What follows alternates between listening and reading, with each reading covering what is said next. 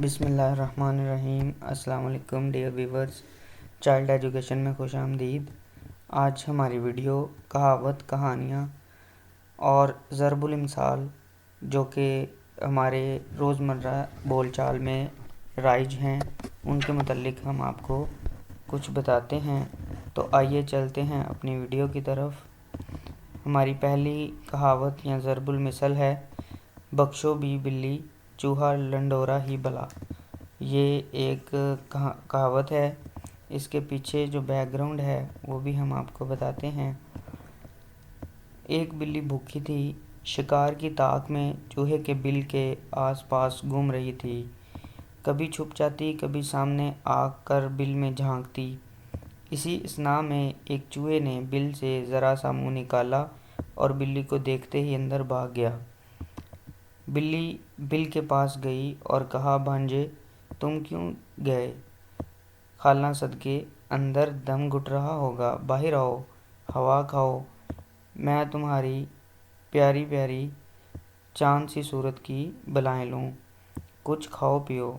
چوہا بلی کی باتوں میں آ گیا اور باہر نکلا، مگر کچھ ڈرتا جھجکتا۔ ادھر بلی بے حد بھوکی تھی، بےتاب ہو کر جھپٹا مارا، پنجہ دم پر پڑا۔ جان بڑی پیاری چیز ہے، چوہے نے بھرپور زور لگایا، دم ٹوٹ گئی۔ بل قریب تو تھا ہی، فوراً بل میں گھس گیا۔ بلی کو بڑا افسوس ہوا، پیٹ میں آگ لگی ہوئی تھی۔ بل کے پاس گئی اور بہت پیار سے کہا، بھانجے تم کیوں ڈر گئے؟ میں تو تمہیں پیار کر رہی تھی۔ ہائے ہائے تمہاری دم بھی ٹوٹ گئی، میں قربان، آؤ میں تمہاری دم جوڑ دوں۔ چوہا معاملہ خوب سمجھ چکا تھا، بولا، بخشو خالہ بھی بلی چوہا لنڈورا ہی بھلا۔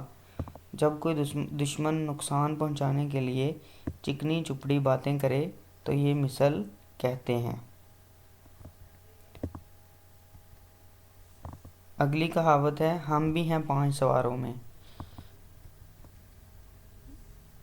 کہتے ہیں کہ 4 سوار دکن جا رہے تھے، ایک کمہار بھی اپنے گدھے پر سوار ان کے ساتھ ہو لیا اور پیچھے پیچھے چلتا رہا۔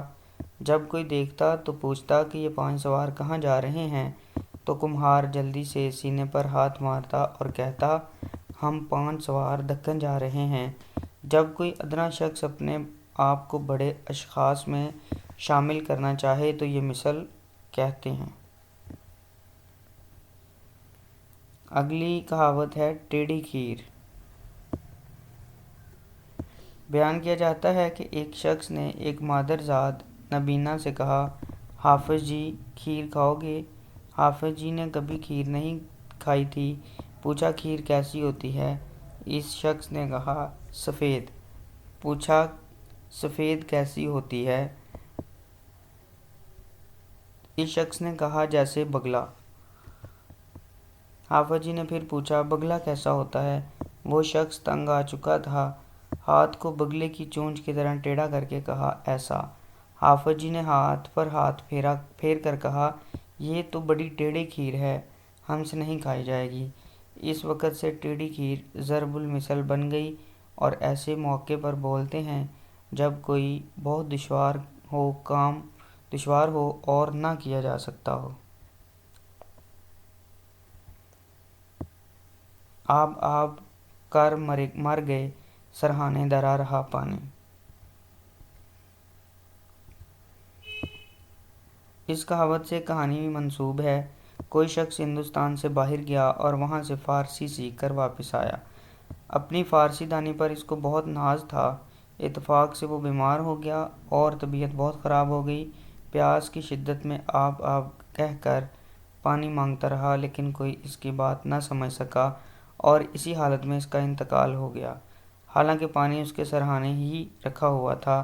اسی مناسبت سے گویا کہاوت میں تنبیہ ہے کہ گفتگو ہمیشہ ایسی زبان میں کرنی چاہیے جس کو لوگ سمجھتے ہوں۔ اپنی قابلیت کے زعم میں ایسی زبان استعمال کرنا سراسر نادانی ہے جس سے لوگ ناواقف ہوں۔ آپ سے آتی ہے تو آنے دو۔ ایک مولوی صاحب کے گھر میں پڑوسی کا مرغا آ گیا۔ مولوی کی بیوی نے اسے پکڑا اور ذبح کر کے پکا لیا۔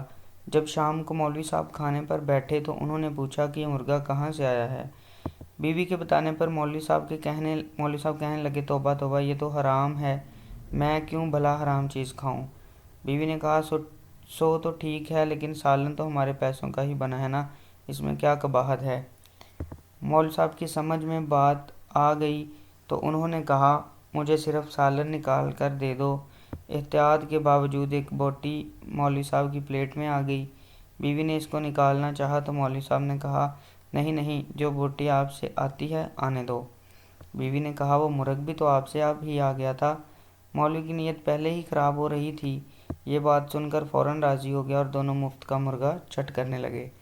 یہ کہاوت تب استعمال کی جاتی ہے جب کوئی شخص کسی ناجائز چیز کو اپنے لیے جائز قرار دینے کا ہیلا یا بہانہ تلاش کر رہا ہو۔ Thanks for watching. For more videos, subscribe this YouTube channel. Take care and Allah Hafiz.